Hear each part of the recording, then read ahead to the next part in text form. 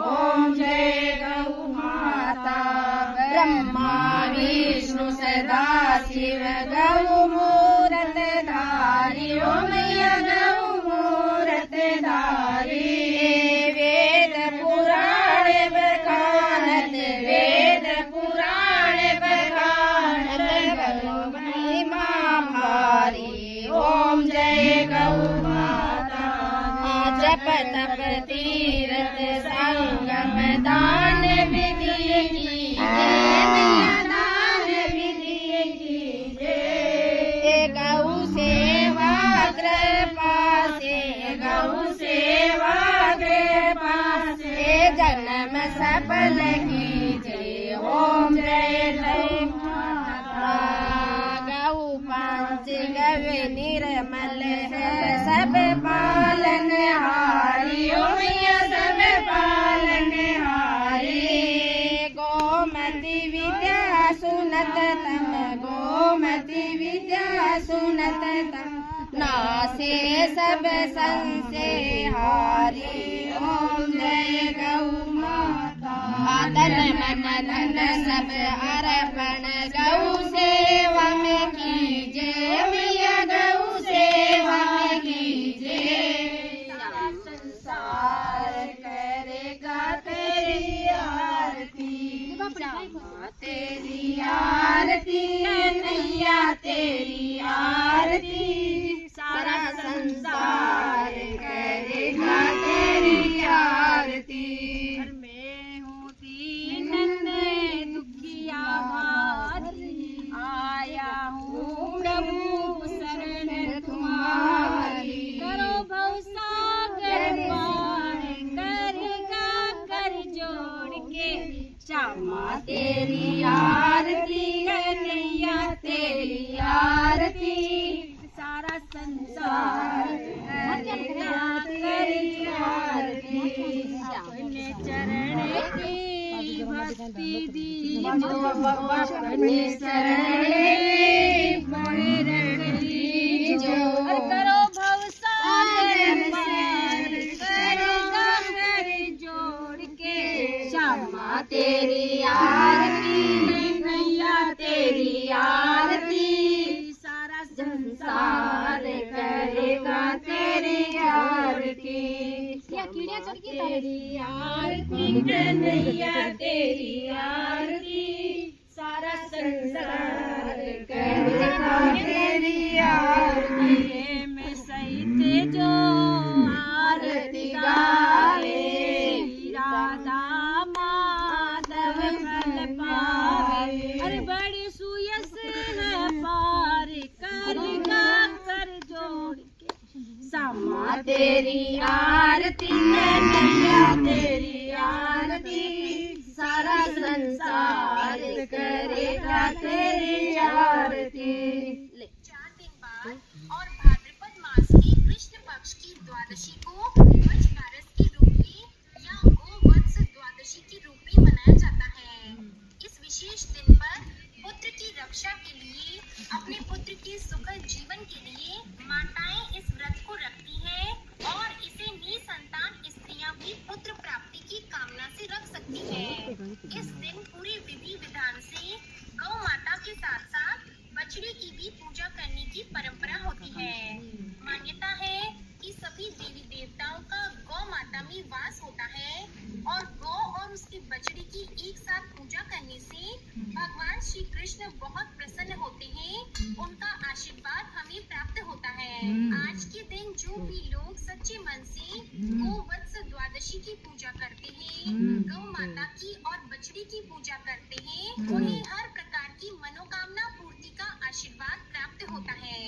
अब सुनिए बच बारस के दिन सुनी जाने वाली पौराणिक कथा। एक बार एक गांव में भीषण अकाल पड़ा। वहां के साहूकार ने गांव में एक बड़ा तालाब बनवाया, परंतु उसमें पानी नहीं आया।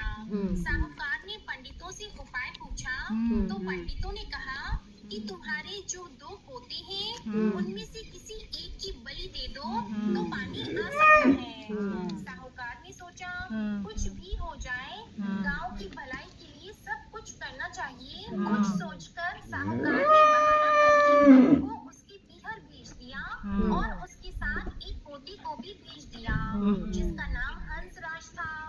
एक पोते को अपने पास रखा जिसका नाम बचराज था। बड़े कड़े मन से और बड़े दुखी मन से गांव की भलाई के लिए लेकिन बचराज की बलि उन्होंने दे दी।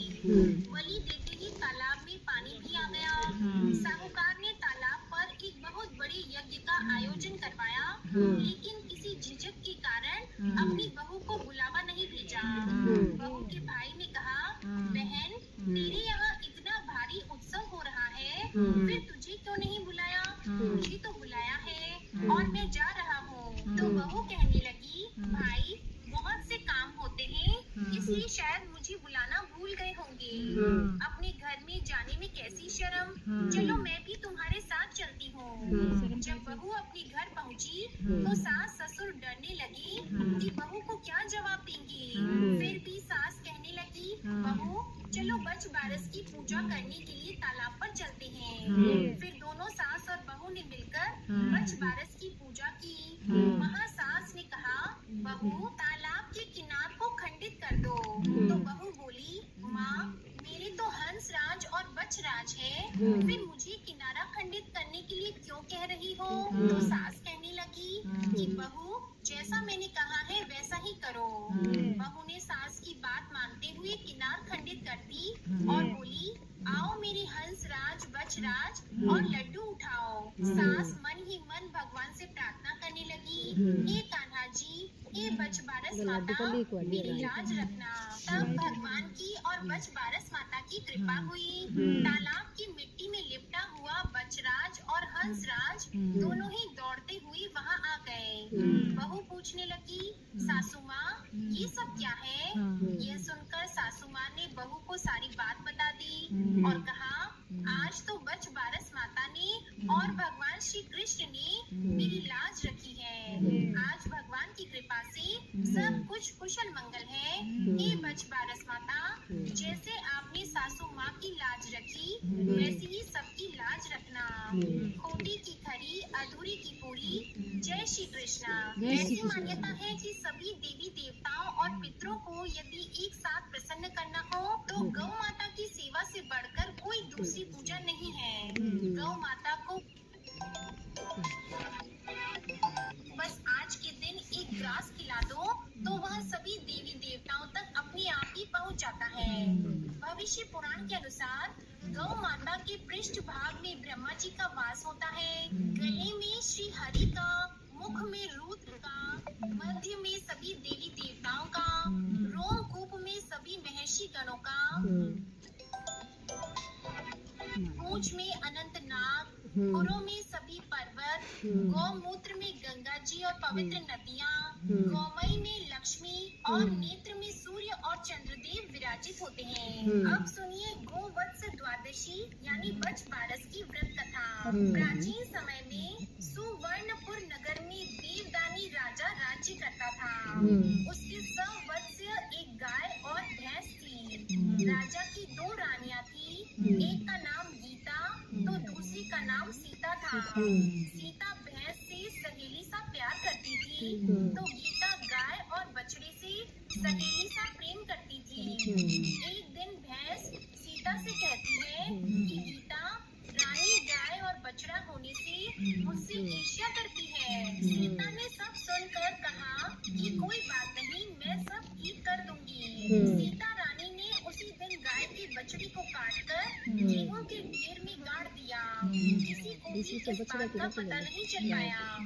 राजा जब भोजन करने बैठा तब मांस की वर्षा होने लगी। महल में चारों ओर मांस और खून दिखाई देने लगा। थाली में रखा सारा भोजन मल मूत्र में बदल गया। यह सब देखकर राजा के होश उड़ गए और उन्हें एहसास हुआ कि उनके राज्य में कोई बहुत बड़ा पाप हुआ है जिसकी सजा पूरे राज्य को मिलने वाली है। ईश्वर से विनती करने पर राजा को एक आकाशवाणी सुनाई दी कि हे राजन तुम्हारी रानी सीता ने गाय के बछड़े को मारकर गेहूं के ढेर में छिपा दिया है, जिससे यह संकट पूरे राज्य में आया है। इस संकट से उभरने के लिए कल गोवत्स द्वादशी पर तुम्हें गाय तथा बछड़े की पूजा करनी है। कल गोवत्स द्वादशी यानी बछ बारस है, इसलिए भैंस को बाहर करके गाय और बछड़े की पूजा करो। इस दिन व्रत रखकर एक ही समय खाना है, जिसमें गेहूं का प्रयोग नहीं करना है, न ही चाकू काम में लेना है। कटे हुए फल और दूध का सेवन भी नहीं करना है, इससे तुम्हारे पाप नष्ट हो जाएंगे और बछड़ा भी जीवित हो जाएगा। संध्या समय में गाय के घर आने पर राजा ने उसकी पूजा की और जैसे ही बछड़े को याद किया, वह गेहूं के ढेर से बाहर निकलकर गाय के पास आकर खड़ा हो गया। यह सब देखकर राजा अत्यंत प्रसन्न हुआ और उसने राज्य में सभी को गोवत्स द्वादशी यानी बछ बारस का व्रत करने का आदेश दिया। हे बछ बारस माता, हे गौ माता, कहानी सुनने वाले को, बछ बारस की कहानी कहने वाले को और सभी को अपना आशीर्वाद देना। कथा के बाद अब आप सुनिए गौ माता की आरती। जय जय बोलो गौ माता की जय।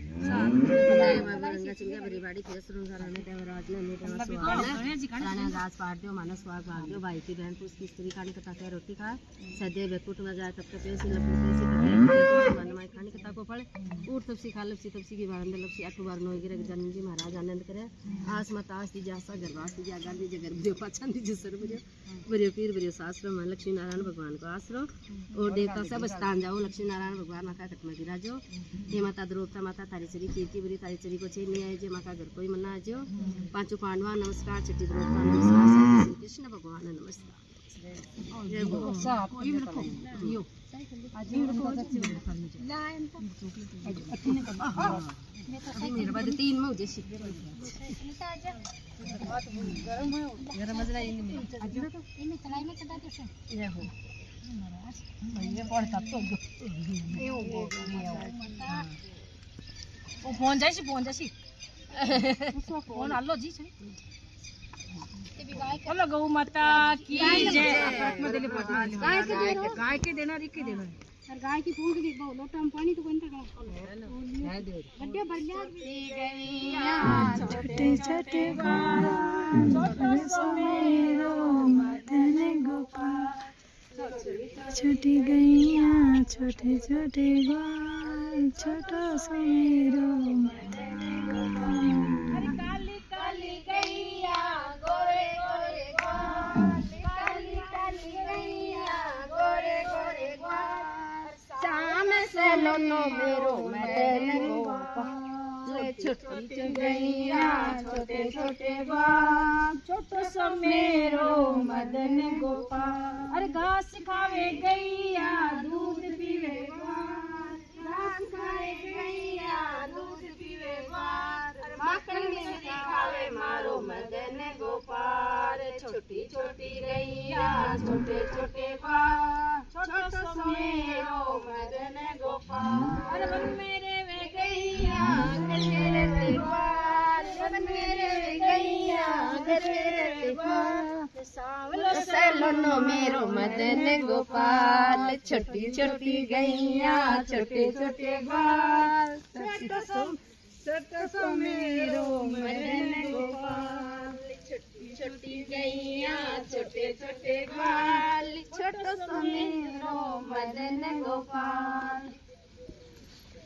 बोलो गौ माता की जय। वाह मार तो दोनों पग है सागेड़ा भर गया गौ माता के दोनों पग सागेड़ा भर गया। न्यारी न्यारी हरी हरी बना नारायण नारायण